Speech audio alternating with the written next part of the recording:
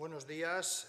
Continuamos con la tercera de las sesiones del Congreso Internacional Nuevos Desafíos del Derecho Civil con relación a la protección de las personas vulnerables. Esta tercera sesión está dedicada a los cuidados y la primera de las ponencias corre a cargo de Esther Algarra Prats, catedrática de Derecho Civil de la Universidad de Alicante, que nos hablará sobre el deber familiar de cuidado, especial consideración de las personas mayores. Cuando quieras, Esther. Muchas gracias. Buenos días a todas y a todos. Pues es un placer iniciar esta tercera mesa dedicada a los cuidados y yo les voy a hablar del deber familiar de cuidado con especial consideración de las personas mayores. Bien, haciendo unas primeras consideraciones generales o reflexiones iniciales, creo que todos estamos de acuerdo en que el cuidado de la persona es una necesidad vital en todas las etapas de la vida y en diversas circunstancias en las que nos podemos encontrar. A la hora de abordar este tema me planteaba si debemos partir de la idea del derecho ante el cuidado o el cuidado ante el derecho. Un planteamiento, el primero, que sería tratar de ver las soluciones que ofrece nuestro ordenamiento jurídico, lo que es, lo que tenemos, y otro planteamiento que es qué soluciones deberíamos exigir al derecho, es decir, lo que debería ser. Bueno, pues en estas primeras consideraciones generales adelanto ya que lo que voy a hacer es un planteamiento de lo que tenemos en nuestro ordenamiento jurídico y algunas reflexiones sobre lo que podríamos ofrecer para que efectivamente ese deber de cuidado pues, pudiera contenerse en nuestro ordenamiento jurídico de una forma mucho más clara y explícita. Voy a hacer un planteamiento del cuidado desde el derecho civil, partiendo de la idea de que el derecho civil es derecho de la persona, considerada en sí misma y en el ámbito familiar. Por lo tanto, voy a dejar fuera cualquier consideración al cuidado que deben prestar las administraciones públicas, las instituciones públicas en un Estado social de derecho donde se garantiza el bienestar de las personas. La idea, por lo tanto, es partir del deber de cuidado en el ámbito familiar y relacionado directamente con las personas mayores, porque personas necesitadas de cuidado pueden ser muchas, pueden ser las personas con discapacidad, pueden ser las personas enfermas, pueden ser los menores y los mayores. Yo me voy a centrar en este último grupo. Bien, se ha dicho ya, pero es conveniente recordarlo una vez más, que persona mayor no es siempre persona discapacitada. Persona mayor puede ser persona discapacitada, pero no siempre lo es. Puede ser persona vulnerable, necesitada de cuidado. Y esa es una perspectiva que no debemos perder de vista para entender algunos de los planteamientos que voy a hacer. Una cuestión que también hemos de tener muy presente es el envejecimiento de la población. Esto es algo ya que hemos resaltado en otras ponencias y que probablemente se resaltará.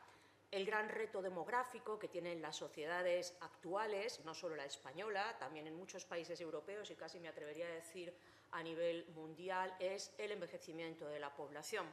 Cada vez tenemos más personas mayores, el colectivo de personas mayores crece por la mayor esperanza de vida y cada vez tenemos menos jóvenes porque hay muy bajas tasas de natalidad. Tenemos parejas sin hijos o parejas con un solo hijo y, por lo tanto, existe ese reto de cuidar a nuestros mayores y cómo se puede enfocar en el ámbito familiar. No voy a entrar, aunque sí es una reflexión interesante y en la posterior ponencia así lo haré, en fundamentar ese derecho al cuidado o la existencia de ese deber de cuidado. Parto de la base de que existe ese derecho y que, creo, existe también ese deber. ¿Qué tenemos en nuestro Código Civil?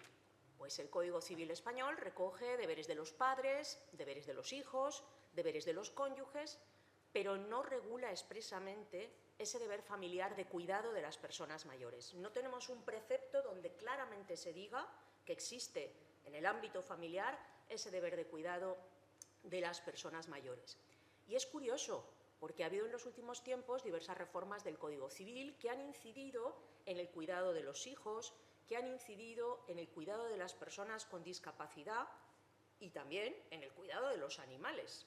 Es decir, que ha habido pues, un cierto volcado del derecho civil hacia la regulación del cuidado, pero curiosamente no se hace referencia expresa al cuidado de las personas mayores, lo cual resulta llamativo teniendo en cuenta, como digo, el envejecimiento de la población y el reto demográfico al que nos enfrentamos. Por lo tanto, surgen una serie de preguntas. ¿Existe un deber familiar de cuidado? ¿Existe un deber familiar de cuidado de las personas mayores en la legislación civil? ¿Tienen los hijos el deber de cuidar a sus padres mayores o los nietos a sus abuelos? ¿Existe el deber de cuidado entre cónyuges? ¿Existe el deber de cuidado entre otros parientes? Estas son un poco las preguntas que dejo en el aire y que habría que abordar cuando tratamos del deber de cuidado. A continuación, lo que voy a hacer es analizar los posibles fundamentos del deber de cuidado de las personas mayores que podemos encontrar en nuestro derecho. Digo posibles fundamentos porque también vamos a ver las diferencias que hay entre los preceptos que voy a analizar y el deber de cuidado propiamente dicho.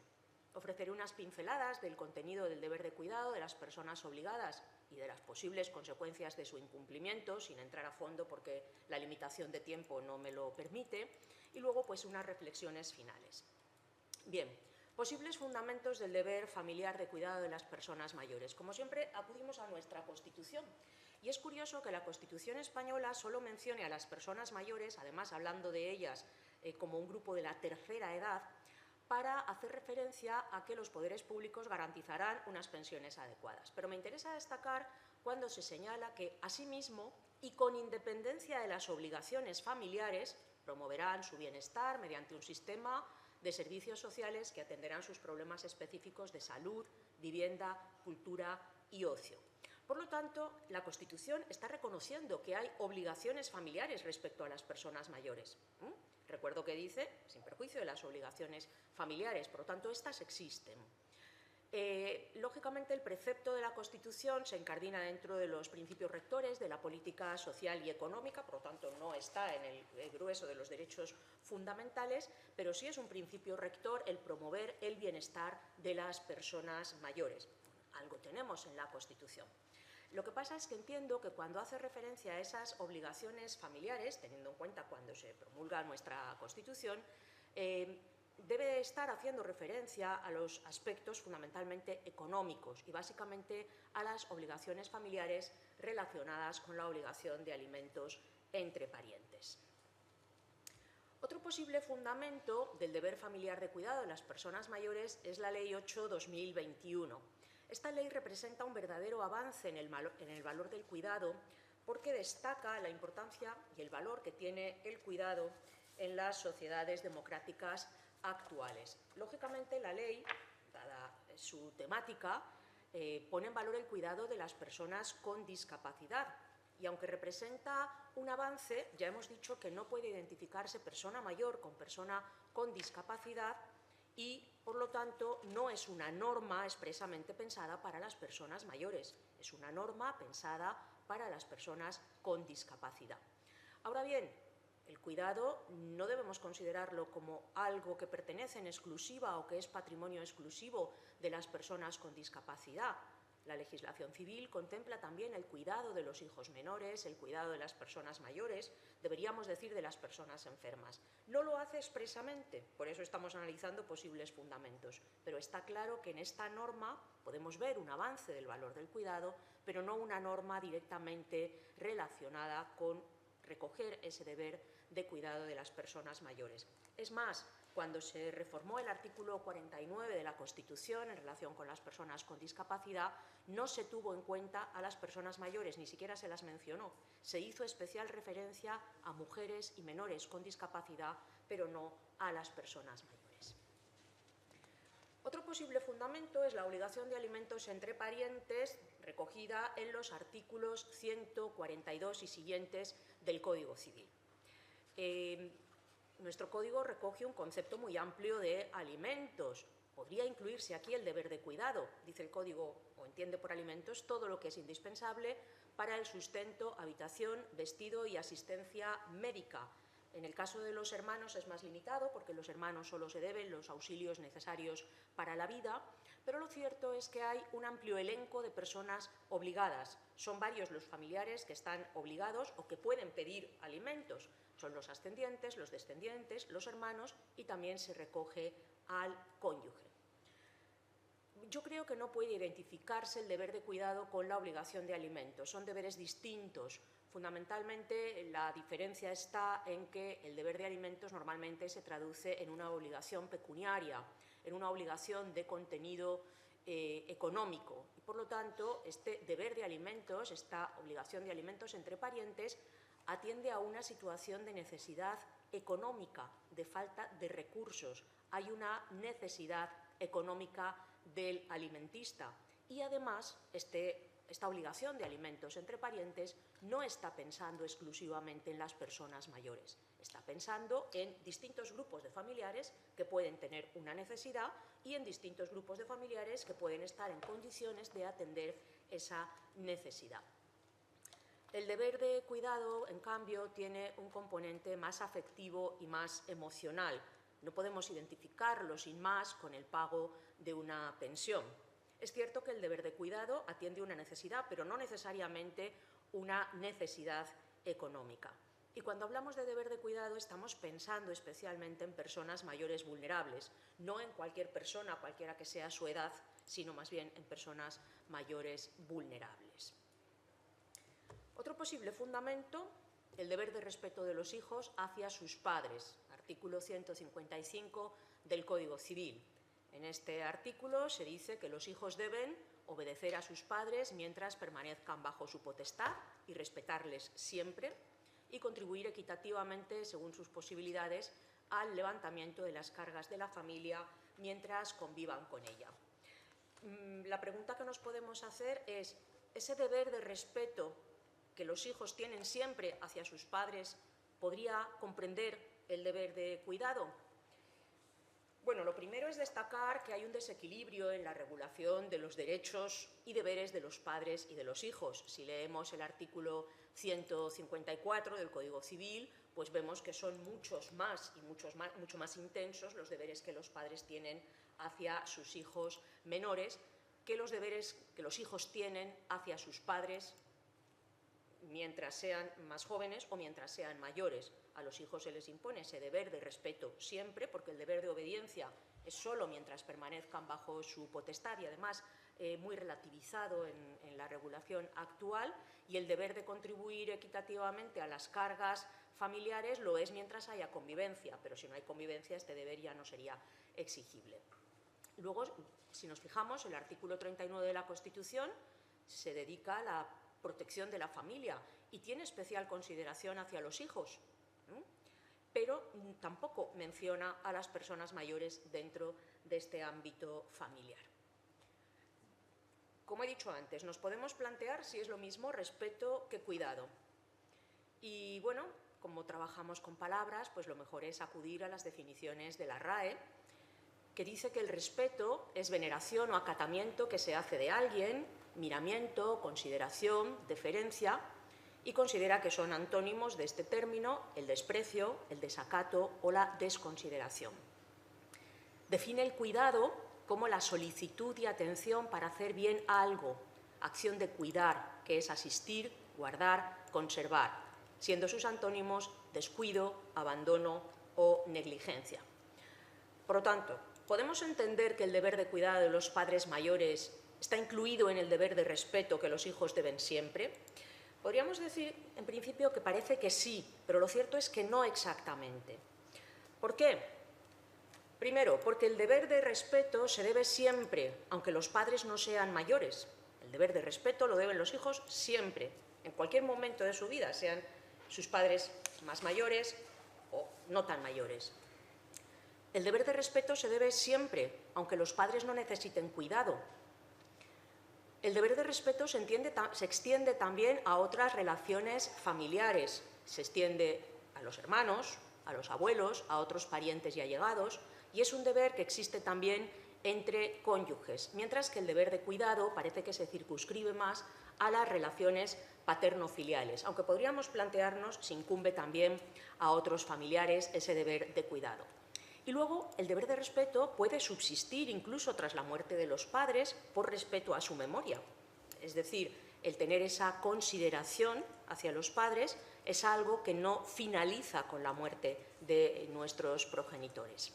En cambio, el deber de cuidado, en cuanto que afecta a una persona viva, pues se termina o finaliza cuando esa persona fallece. Y luego hay una cuestión que a mí me ha llamado mucho la atención cuando me planteaba el estudio de esta materia, que es la introducción de un deber conyugal, que es la primera vez que hace referencia al cuidado y atención de ascendientes. El artículo 68 del Código Civil, que se modificó en el año 2005, introduce este inciso final.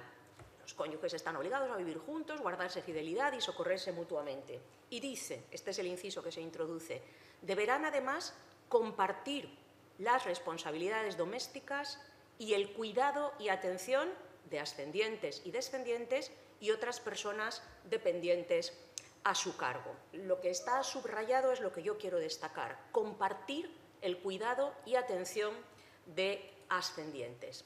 Como decía, este es un deber que se introduce en el año 2005, cuando estaba muy en efervescencia entre nuestra doctrina todo el tema de la responsabilidad por incumplimiento de deberes conyugales. Es curioso que se diga por un sector que esos deberes no son auténticos deberes jurídicos, mientras que a su vez el legislador introduce un nuevo deber.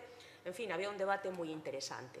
Lo que quiero destacar ahora, se introduce un deber que afecta a terceras personas, porque ese deber se proyecta en el cuidado de terceras personas, en este caso en el cuidado y atención de los ascendientes. Es un deber conyugal de compartir, pero para compartir ese deber de cuidado y atención, cada uno de los cónyuges tiene que tener ese deber. No se puede compartir algo que no se tiene.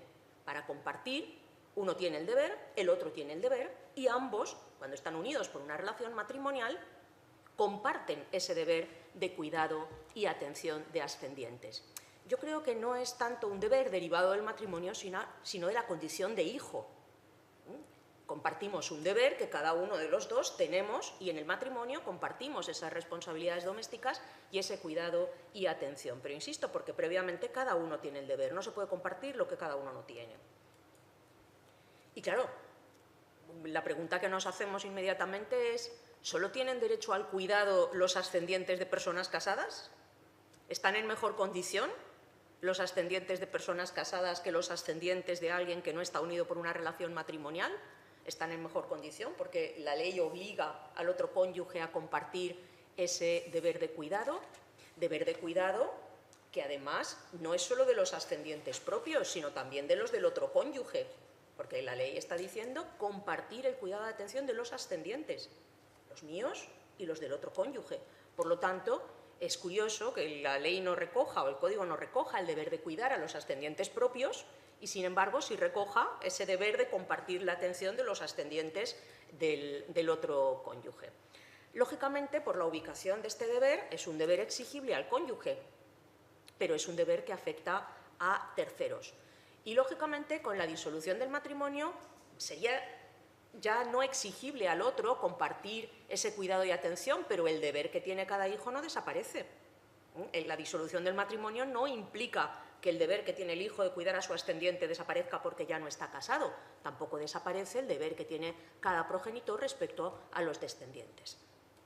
Bien, es una reflexión a lo largo de lo que hemos recorrido, que me hago, para ver que el deber de cuidado de las personas mayores no está expresamente recogido en el Código Civil, pero sí que podemos considerar que existe y se puede inferir de las normas que regulan los deberes en el ámbito conyugal y familiar. Podríamos considerar que es un principio general del derecho de familia y, más ampliamente, fruto de un principio de protección a las personas mayores que, sin ninguna duda, podemos decir que existe en nuestro ordenamiento jurídico.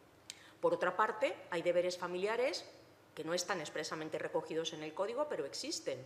Es curioso que, por ejemplo, el deber de respeto de los padres hacia sus hijos solo se recoge mientras son menores.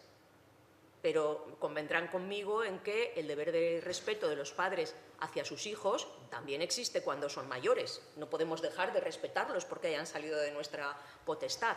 Por lo tanto, es un deber que existe y, sin embargo, no está expresamente recogido. El deber de respeto a los abuelos. El deber de respeto a los abuelos no está expresamente recogido y convendrán conmigo que ese deber existe respecto a nuestros ascendientes. ¿Cuál es la naturaleza jurídica de este deber de cuidado? Bueno, la primera reflexión que yo me hago es que, y no solo en este tema, sino en general, es que el derecho no está cómodo cuando trata de deberes de contenido personal. El derecho está más cómodo cuando habla de relaciones patrimoniales, cuando, digamos, el componente afectivo, la atención, el cuidado queda fuera. ¿Por qué? Porque esto es más difícil de regular y de regularlo adecuadamente. Y cuando hablamos de deber de cuidado, como vamos a ver, aunque ya lo he ido deslizando, este deber tiene un alto componente de contenido personal. Es difícil regularlo, pero claro, en el derecho de familia tenemos una serie de deberes y no podemos limitarnos a decir que son deberes morales preexistentes, porque entonces el derecho de familia se convierte en un repositorio donde hemos volcado ahí unos deberes éticos o morales que no tienen consecuencias jurídicas. Yo creo que los deberes en el derecho de familia son auténticos deberes jurídicos. ¿Cuál es el problema? Pues la exigencia de esos deberes, porque no se pueden imponer coactivamente, y las sanciones civiles por su incumplimiento. Este es el talón de Aquiles de estos deberes, pero eso no quiere decir que no sean auténticos deberes jurídicos.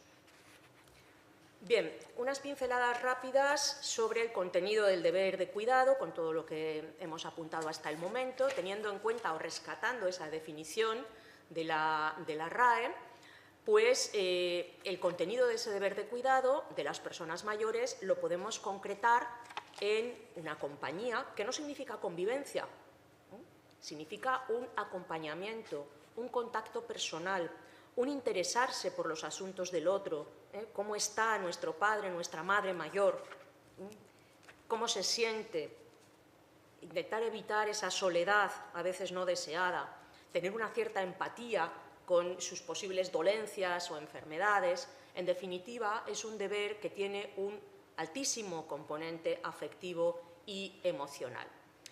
Claro, uno se plantea que en un mundo idílico pues no se puede imaginar una relación paterno-filial donde no haya ese contacto, ese interés, esa relación entre padres e hijos, pero desgraciadamente podemos imaginar situaciones como estas, especialmente en el caso de las personas mayores, donde hay un desinterés, un desapego, una falta de visitas, de llamadas, un abandono afectivo, una falta de apoyo, una falta de acompañamiento. Por desgracia, esas circunstancias se producen y esto es ver un poco si podemos encauzar la exigencia de ese deber de cuidado de nuestros mayores.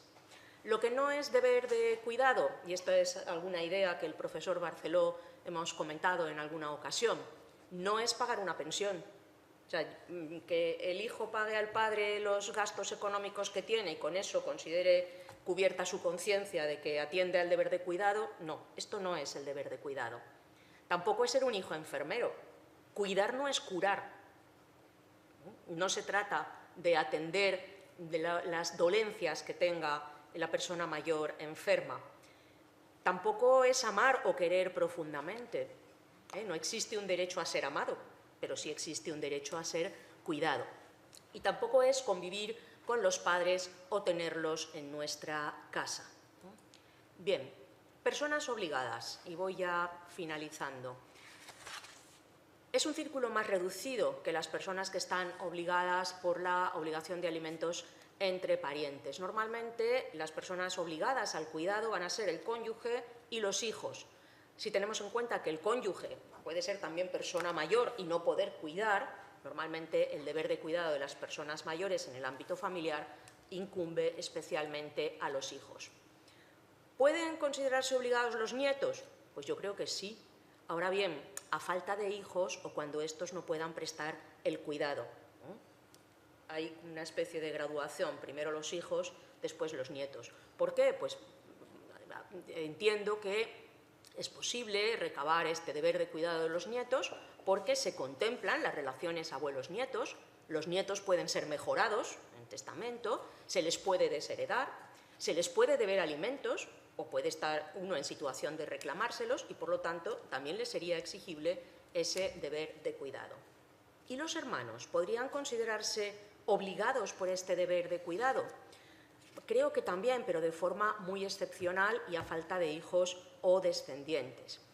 Es más complicado que se les pueda exigir este deber de cuidado entre ellos porque normalmente no habrá mucha diferencia de edad. Pero si pensamos en las familias reconstituidas o recompuestas, donde puede haber hijos de un segundo matrimonio que tengan mucha diferencia de edad con los hijos del primer matrimonio, a veces incluso de 35 años o más, pues a lo mejor es posible que en un futuro esos hermanos, aunque sean de un solo vínculo, pues puedan deberse ese deber de cuidado. El Código Civil no regula deberes entre hermanos, aunque sí relaciones entre ellos, y claro, desde el punto de vista de la regulación, solo se deben los auxilios necesarios para la vida, en el caso de los alimentos, y además no son legitimarios desde el punto de vista de la sucesión. Por eso digo que estarían como en el último lugar a la hora de exigir este deber de cuidado. Y si son varios hijos, ¿cómo se distribuye entre ellos el deber de cuidado? Pues todos deben prestarlo, incumbe a todos por igual. Ahora bien, a diferencia de la obligación de alimentos, donde lo prestan en proporción a sus respectivos recursos económicos, aquí habría que atender a su respectiva situación personal. No es lo mismo vivir en la misma ciudad que estar fuera, tener una situación laboral más fácil o más complicada, tener una situación familiar propia sencilla o más compleja, ¿vale? Habría que atender a esa situación personal, pero ese deber de cuidado deben prestarlo todos los hijos por igual. ¿Se puede externalizar el servicio de cuidado o es una obligación personalísima? En mi opinión es una obligación personalísima.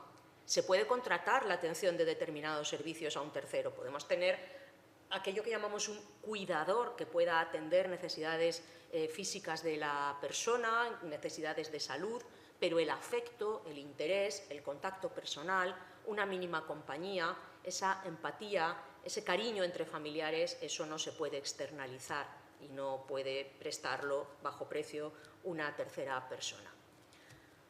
Y ya para terminar, pues ¿cuáles son las consecuencias del incumplimiento del deber de cuidado? Pues tenemos la desheredación. El Tribunal Supremo ha admitido la desheredación por maltrato psicológico y se podría entender ahí que esa falta de interés por la vida del otro, ese desapego, esa falta de contacto es un maltrato psicológico.